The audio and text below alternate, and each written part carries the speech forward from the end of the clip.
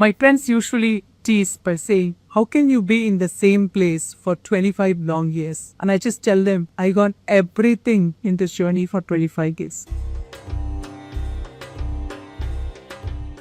You get to create the vision, or you get to redefine the vision for the team with the best people. Hi, I'm Kritika, I'm Subhatra. and I'm a hardware engineer working in IBM infrastructure in the electronic design automation team. I'm a vice president in the India Systems Development Lab.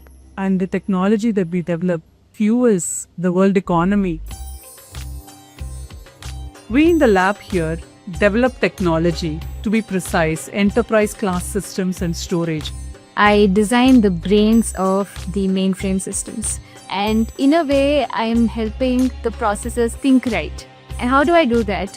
I basically automate the chip hardware design process, and for doing this, I have to translate complex ideas into scalable, well-architected algorithms and methodologies. Why should somebody join this lab here? 1. If you want to work on cool, complex technology that will make a difference to the world, you should be here. If you want to be surrounded by people who can add value to you in this journey, you should be here. And more importantly, if you want a very warm and a friendly and a very collaborative work culture, you should be here.